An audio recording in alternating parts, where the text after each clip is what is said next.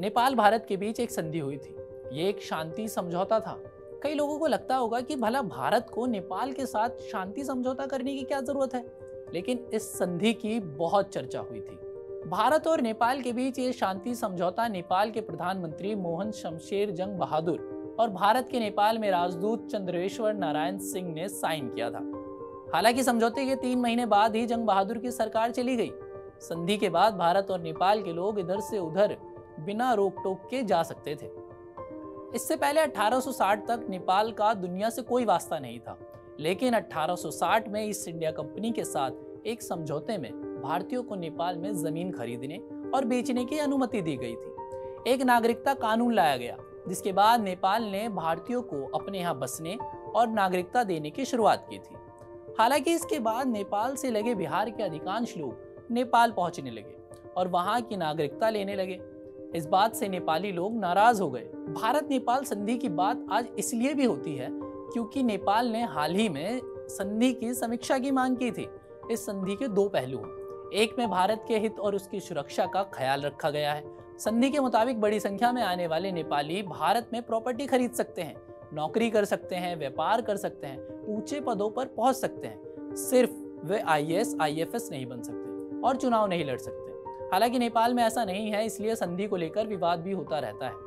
संसाधन विकास की जो संधियां हुई हैं, उन्हें संसद में 2/3 बहुमत से मंजूरी मिलनी चाहिए, जो कभी नहीं मिलती है। जो भी संधियां या अनुबंध हुए हैं, उनका ठीक से पालन नहीं किया जाता है। संधि के मुताबिक मौजूदा समय में नेपालियों को ये शिकायत है कि वे जो हथियार खरीदते हैं, उन्हें इसके लिए भारत को पूछना पड़ता है। संधि में लिखा हुआ है कि नेपाल एक संप्रभु राष्ट्र है। इसके साथ ही उसमें लिखा है कि अगर किसी तीसरे राज्य से कोई खतरा होता है तो दोनों देश आपस में सलाह करेंगे। नेपाल कहता है कि आप हमसे तो पूछते नहीं हो और हम पर दबाव डालते हो कि हम बताएं कि चीन के साथ क्या हो रहा है, पाकिस्तान के साथ क्या हो रहा है।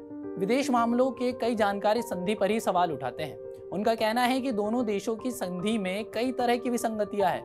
नेपाल का कानून ओपन बॉर्डर का परमिट नहीं देता है।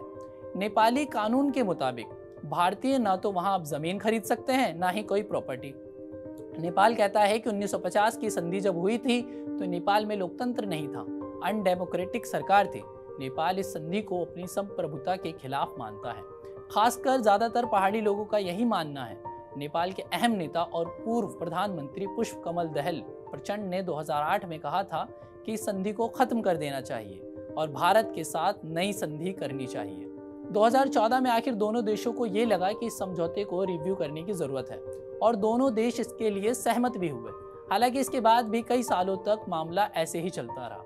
जनवरी 2021 में नेपाल के विदेश मंत्री ने कहा कि भारत चाहता है कि भारत 1950 के समझौते को रिव्यू करे और आज के मुताबिक इसका संशोधन भी करे।